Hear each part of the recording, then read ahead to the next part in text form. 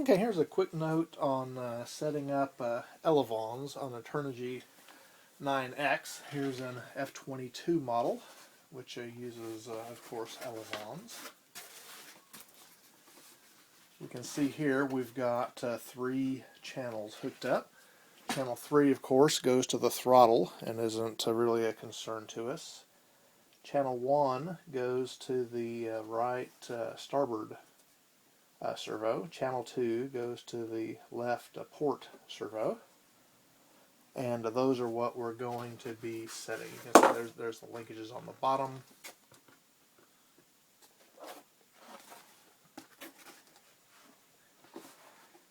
And if we look at it from the top, if we just set that up and try moving the control surfaces, we see it's exactly as we would expect from the hookup, but not what you need for elevons.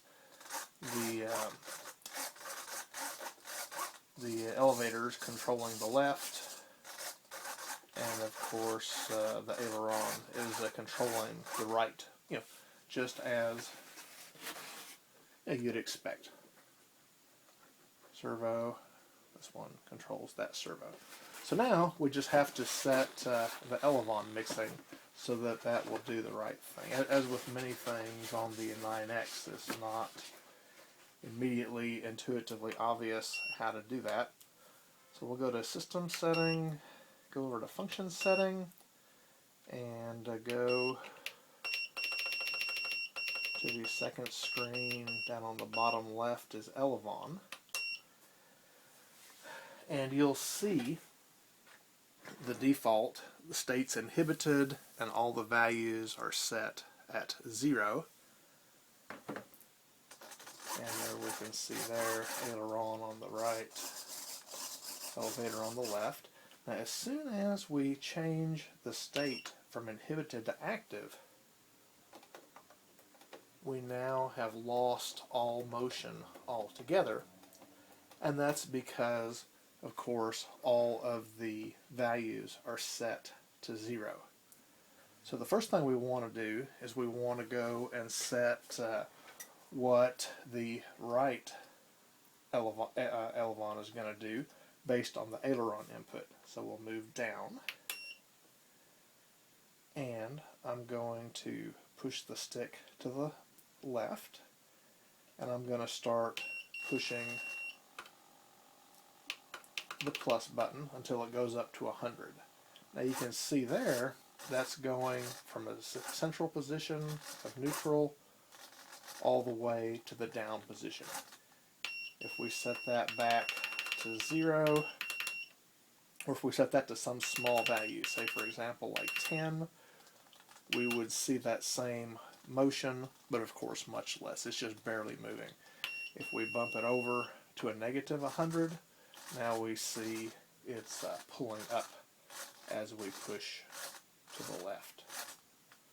Notice that nothing happens as we push to the right, but when we push to the right, we see the cursor move over to the left-hand column.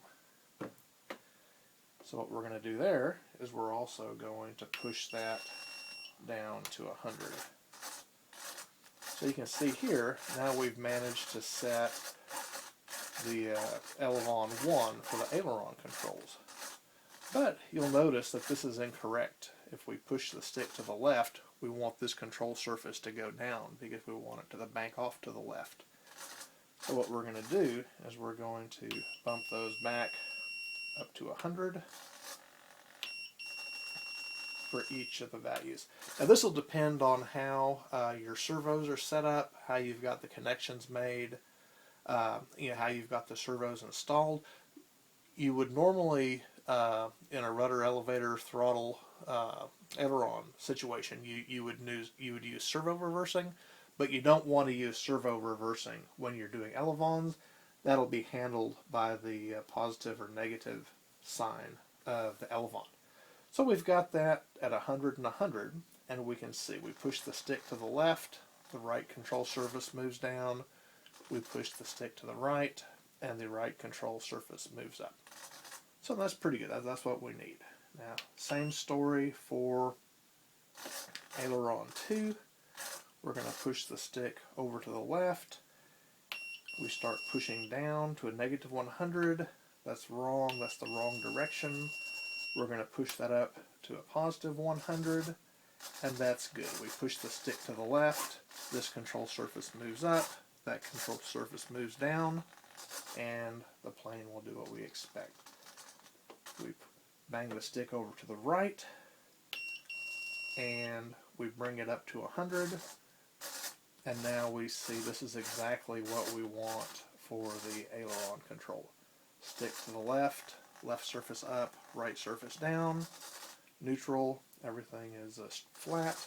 Stick to the right, right surface up, left surface down. Now we can try the elevator, and of course nothing's happening. So let's see how the elevator is going to affect the control surface attached to channel 1. We'll pull all the way back, and we bring the value up to 100, and of course that's the wrong way. That would be a dive, so we want to bring that down to minus 100. If we try that for the left control surface, we pull the stick back, and there we go. Elevator at 100. Now we pull back on the stick, both control surfaces raise. We push down on the stick, both control surfaces lower. That's exactly right. If we're got the control surfaces back and we push to the left, we see the right elevon goes to a neutral position and the left elevon stays elevated. So we'll be pulling back and doing a roll. And I'll provide a link. I've got a link that shows all the different how you should intuitively expect all the control surfaces to move. So that's basically it. Not too hard once you kind of understand that this is the mixing and the reversing all in one fell swoop. Push the menu button to save everything. We get back and just check it out. Back, forward, left, right, and then of course as we swivel around, that does pretty much what we expect. Here are the values that I had. Yours will be the same, assuming you don't have to have some odd fractional value, 50%, 75%, and assuming that your linkages and mounting are the same as mine. If you get anything backwards, just change the sign until it seems to be right. That's the equivalent of reversing.